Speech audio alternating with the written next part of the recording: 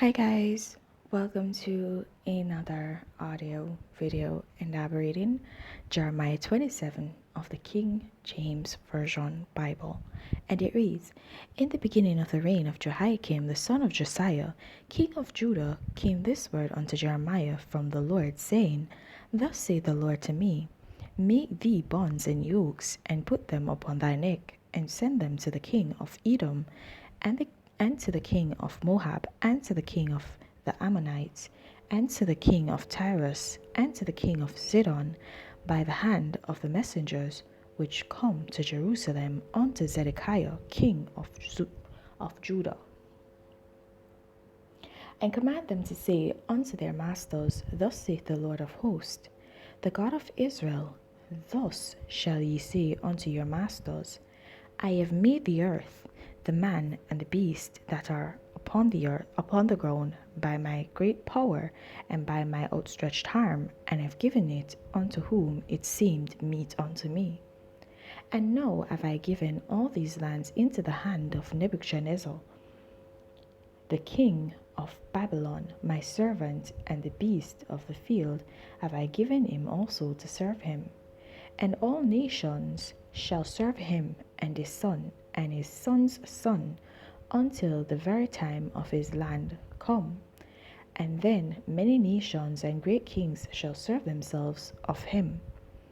And it shall come to pass that a nation of the kingdom which will not serve the same Nebuchadnezzar, the king of Babylon, and that will not put their neck under the yoke of the king of Babylon, that nation will I punish, saith the Lord, with the sword, and with the famine, and with the pestilence, until I have consumed them by his hand.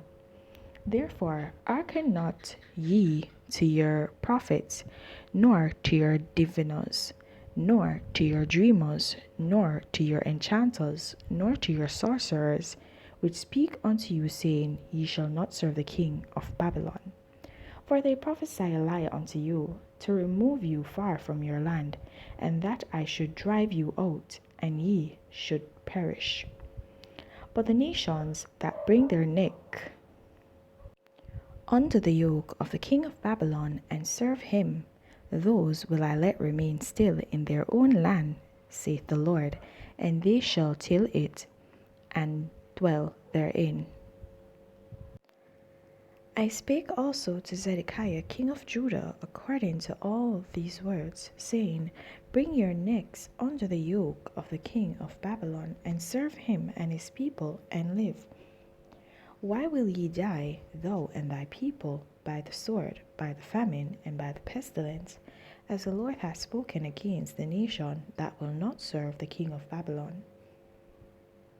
Therefore hearken not unto the words of the prophets that speak unto you, saying, Ye shall not serve the king of Babylon, for they prophesy a lie unto you. For I have not sent them, saith the Lord, yet they prophesy a lie in my name, that I might drive you out, and that ye might perish, ye and the prophets that prophesy unto you. Also I spake to the priests and to all this people, saying, Thus saith the Lord, hearken not to the words of your prophets that prophesy unto you, saying, Behold, the vessels of the Lord's house shall now shortly be brought again from Babylon, for they prophesy a lie unto you. Hearken not unto them, serve the king of Babylon, and live. Wherefore should this city be laid waste? But if they be prophets, and if the word of the Lord be with them, let them now make intercession to the Lord of hosts, that the vessels which are left in the house of the Lord, and in the house of the king of Judah, and at Jerusalem, go not to Babylon.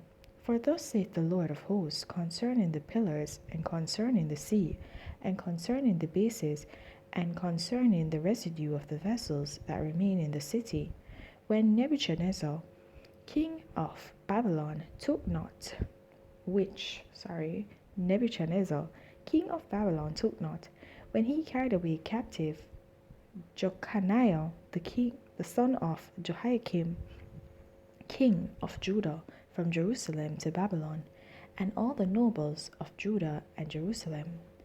Yea, thus saith the Lord of hosts, the God of Israel, concerning the vessels that remain in the house of the Lord and in the house of the king of Judah and of Jerusalem.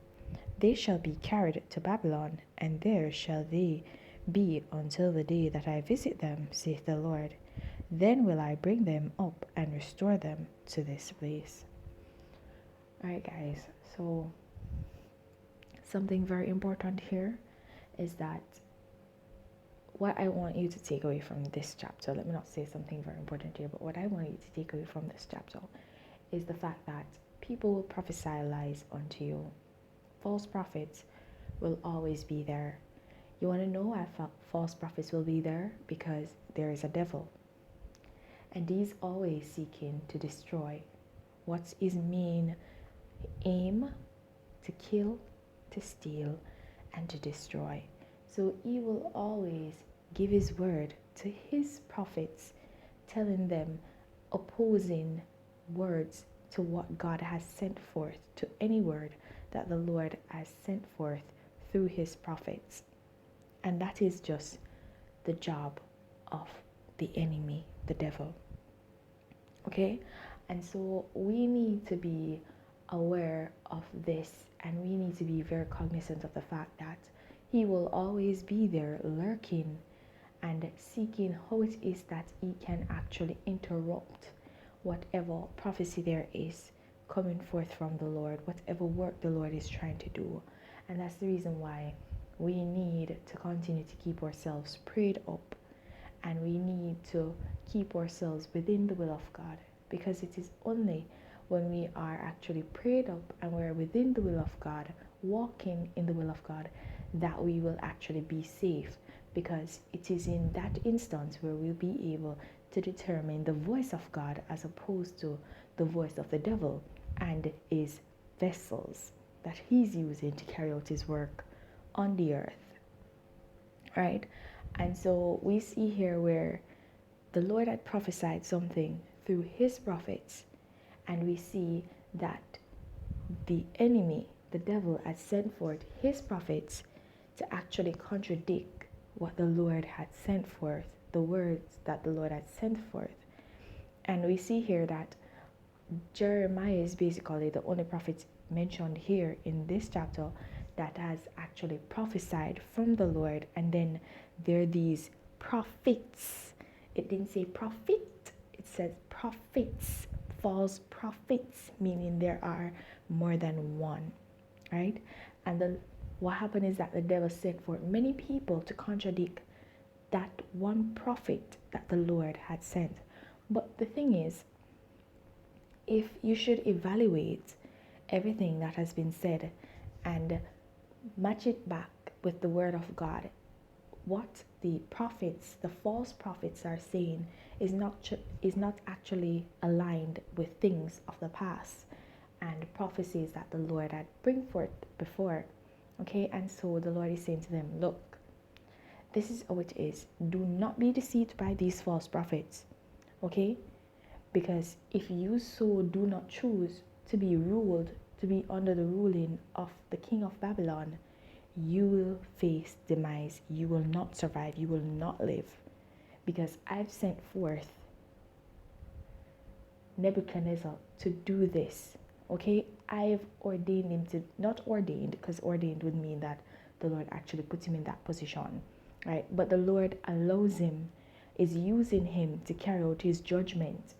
And so he's saying, look, this is how it is. This is the way out. There's no other way.